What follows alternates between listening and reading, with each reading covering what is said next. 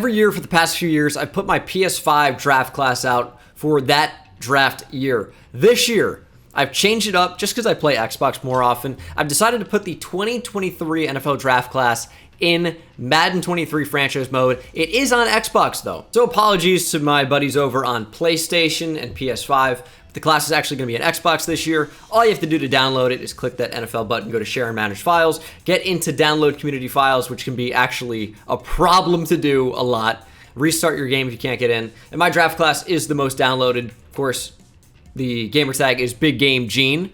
40,000 downloads, 25 likes, no dislikes. I'm going to get a dislike just for saying that, but I don't care. So download the class. I will be making updates week to week, and it is important to re-download it for every update. I'm always going to have the date in the update description, so that's how you know how recent it is. But this is a pretty good preseason order. In order to put it in, all you have to do, hit the left stick, go to import local file if you've already downloaded it, or go to download for Madden Share, and it still should pop up the same way. But yeah, I feel pretty good about the class right now. A lot's going to change from now mid to late August to obviously the NFL draft in late April. So I will be making changes. Overalls will be tweaked. Development traits will be tweaked. But right now I think it's in a pretty good spot. I've got all draftable players with the exception of some of the undrafted guys. But at some positions I've also included undrafted players. They still could be drafted, obviously. But at this point, just the way the class kind of looks and, you know, kind of betting on potential of some of these guys. You know, a player like Devin Lear at NC State or Sam Hartman, who are good college quarterbacks, Jake Haener as well. Like, those guys just end up in the UDFA section right now, but things will change with performance based on 2022. And of course, not even just performance, but traits and who will likely be drafted higher. So it's important to keep those things in mind as well.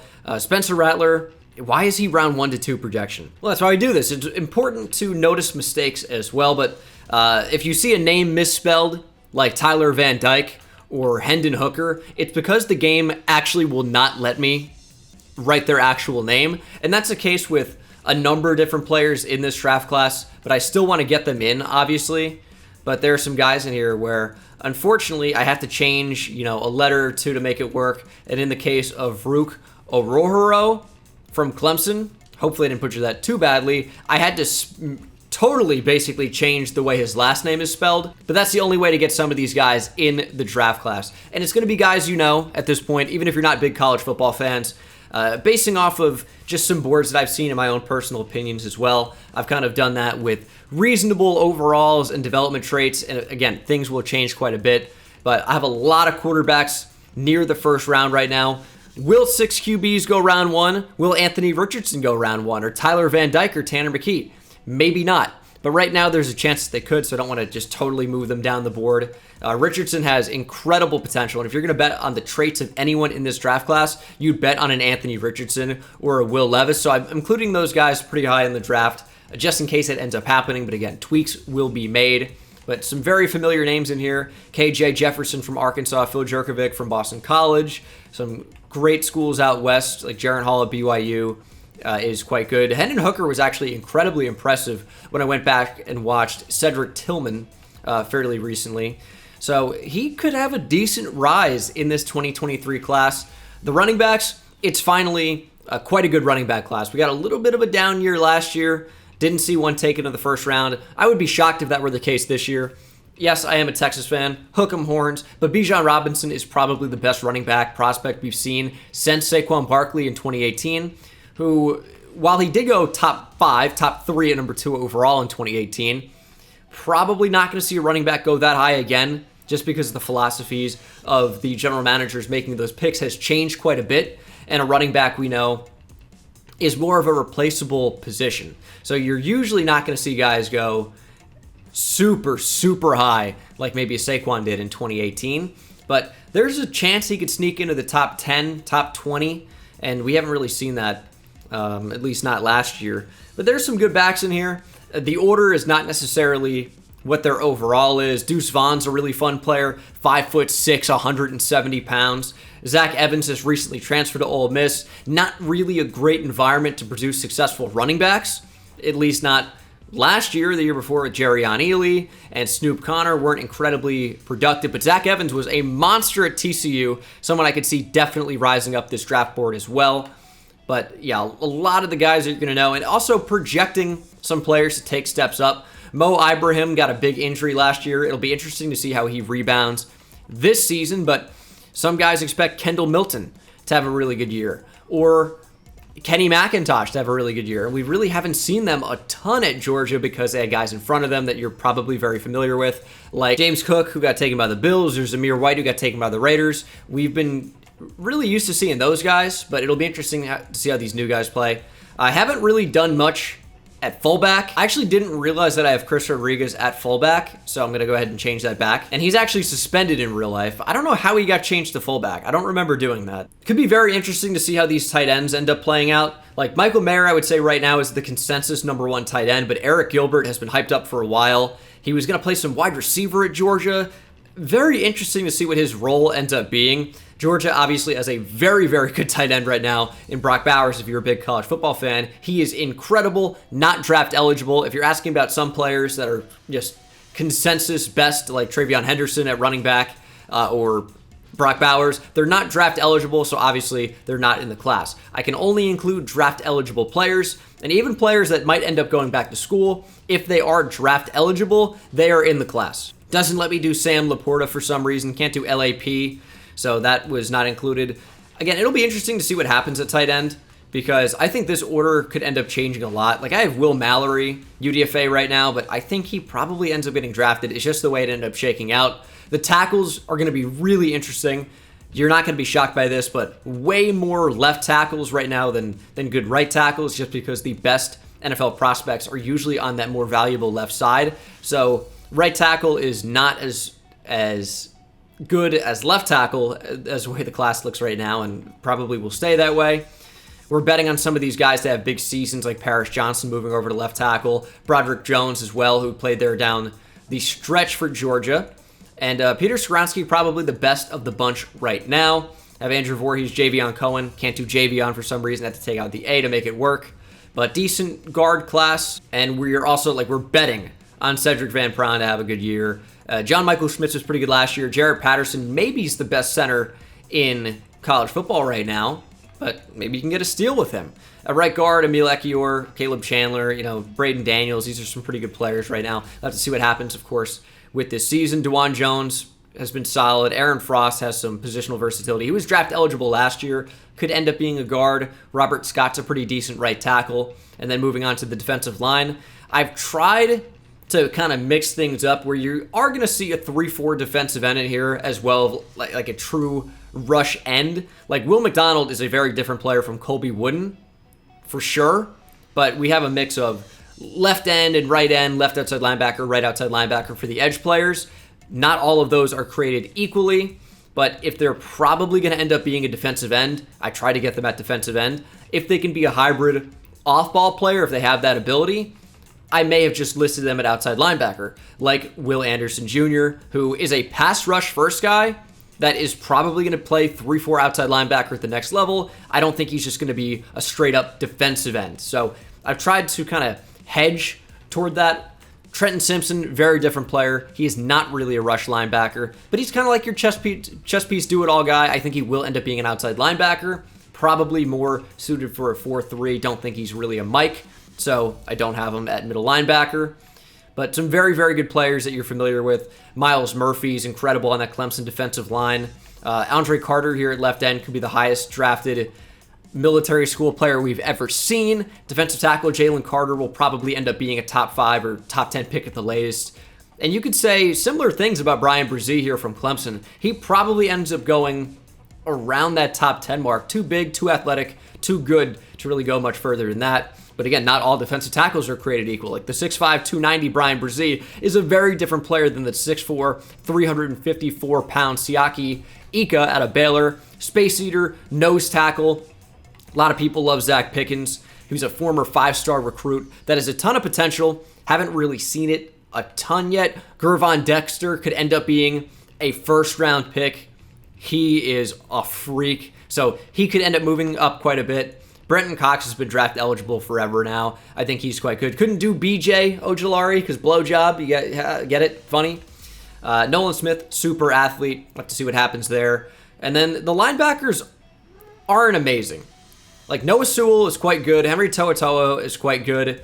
After that, we're betting on guys to stay healthy or perform better than they did last year. Like Troy Brown's quite good, as is Justin Jacobs. Justin Flo's just got to stay healthy. The sweat bandit DeMarvion Overshown is a fun hybrid type player. Right outside linebacker, Isaiah Foskey is a rush player, but you could play him down at defensive end. Kind of the same thing with Felix Anyudike-Uzama, but they're good athletes. I can see them fitting in that 3-4. Same thing with Zion Tupuola-Fatui or Darrell Nchami. He's just got to stay healthy. When he's healthy, he's a beast. When he's not healthy, that's going to hurt his value. And he probably won't go super high because of it. Jack Campbell is also quite a good player. There's some really good players in this draft class, of course. And corner is kind of, to me, where it's the most wide open. If you're betting on traits, athleticism, and some play from last year, Kelee Ringo is a top 10 pick. But we need to see it in 2022. Eli Ricks, pretty good player, was really good as a freshman for LSU, is now transferred to Alabama. Cam Smith is arguably the best corner in the entire class. Malachi Moore is a really fun slot corner. He's played that star role for that Bama defense. It's now Brian Branch now, who I have listed at safety. Tony Grimes, also super great athlete, size that NFL teams covet, but doesn't really have the ball production. And maybe isn't even the best corner on his team with Storm Duck, yes, real name, Travius Hodges Tomlinson, relative, I think cousin of LaDainian Tomlinson, and he's listed in here as well. But corner, I think, is pretty wide open right now. And a free safety, I've got Brian Branch. He is so good. Plays a star role actively for Alabama, which is that like slot corner. He'll move around quite a bit. Really good player. I think he probably ends up being listed as a safety, so I've included him here. Brandon Joseph may be the best true safety of the bunch. Transfer from Northwestern. Will be interesting to see him at Notre Dame. Jalen Catalon's a really fun little player. Big hit power for someone that's 5'10", 200 pounds. And then at strong safety, Antonio Johnson is like another one of these hybrid guys. Plays in the overhang. He's 6'3", 195. Moves pretty well. Could be a slot corner.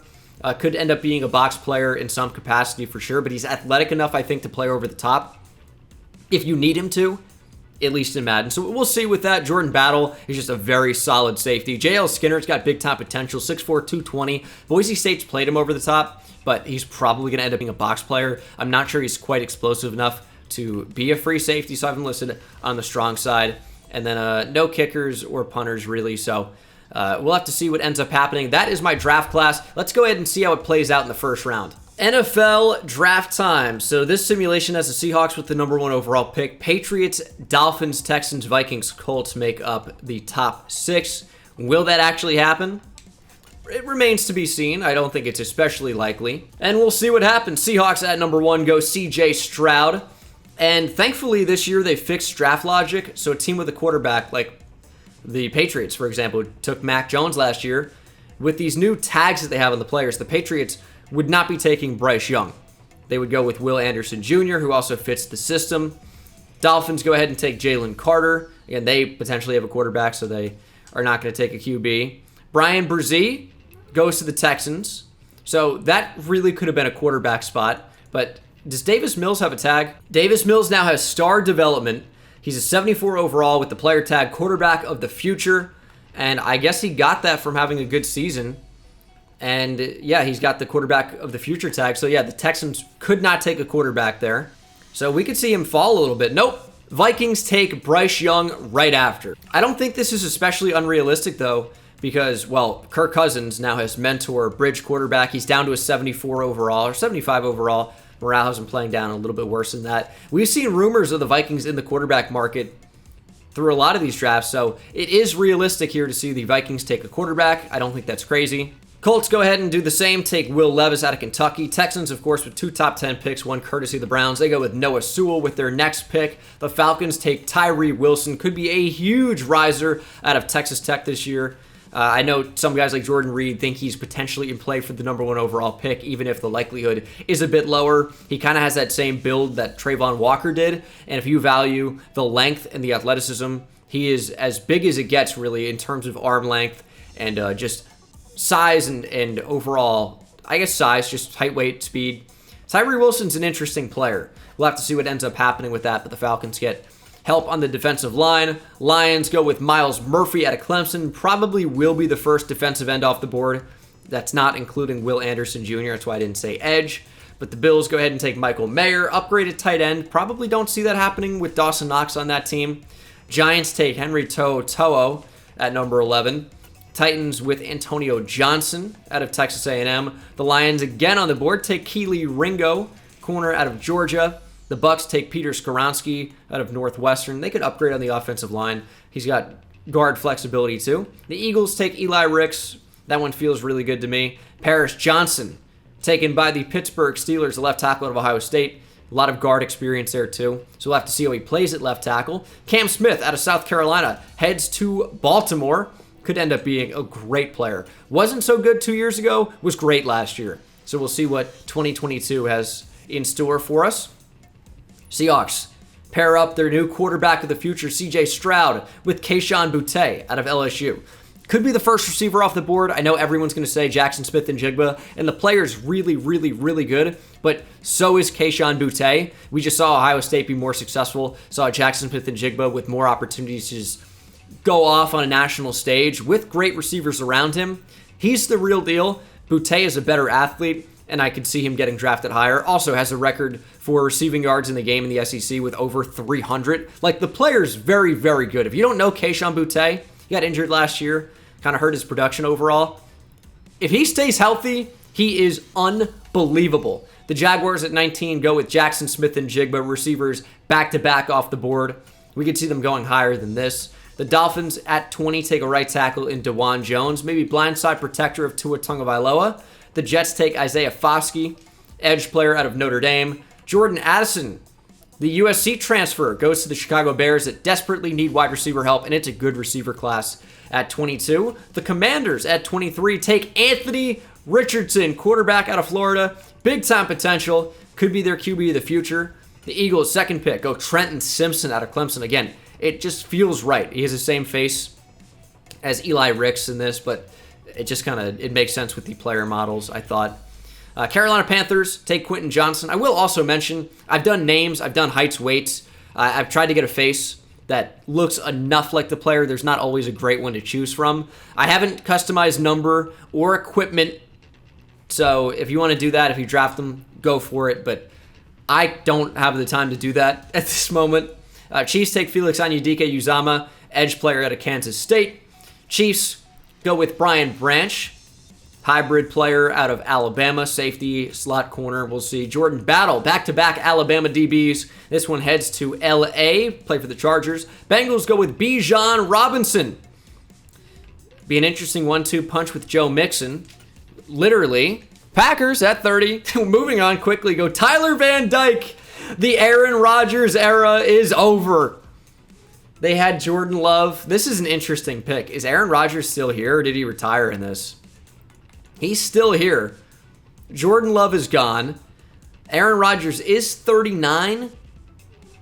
Very interesting to see the Packers go with the QB here. Like, I get it because he's 39.